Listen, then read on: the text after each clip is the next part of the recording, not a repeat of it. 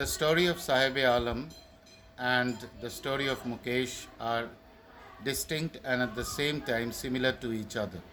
Sahib-e-Alam is a young kid who had come from Bangladesh during or after the 71 war, the Bangladesh War of Independence, and he is a person who is one of the many thousand rag pickers in Simapuri.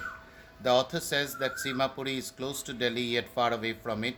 That means metaphorically Simapuri is far away from Delhi. Geographically Simapuri is close to Delhi. Simapuri is a place that is geographically close to Delhi, but when it comes to living standard, the power that is to the people, the facilities that are available, sewage, drainage, drinking water, the financial status, the social status, in terms of all these, it's very far away from Delhi. So Sahib meets the writer, and the writer asks him, "Why don't you go to school? Why do you do this?" He said, "I have nothing else to do, and there is no school in the locality."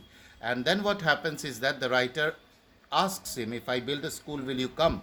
Sahib takes that very seriously, and he asks the writer a few days later, "Is your school ready?" The writer has no answer because uh, she knew that she had lied, and she said it takes longer to build a school.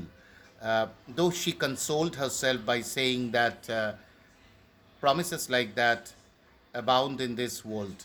So she had made a hollow promise, but many people make those promises, so it's okay.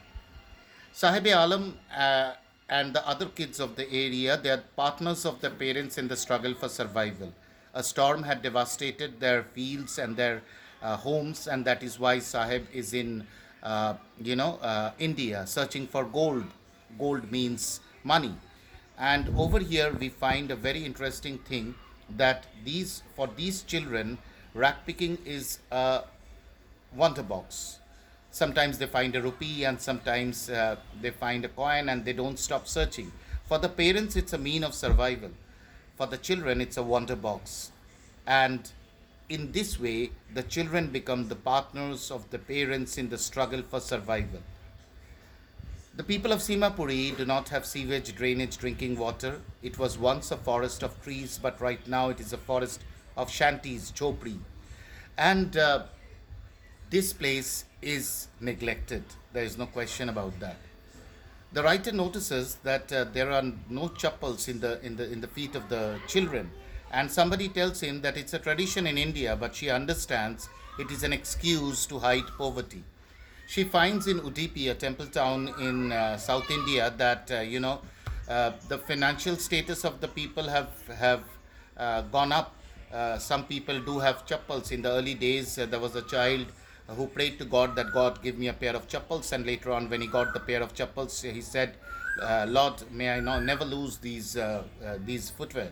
Uh, but today, the son of the priest has a pair of shoes, and that is how some people have advanced.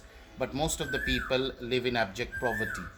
Sahib finds a finds a pair of tennis shoes. Somebody gives it to him, and he tells the writer, "Somebody gave it to me," so that the writer doesn't suspect that Sahib had stolen that.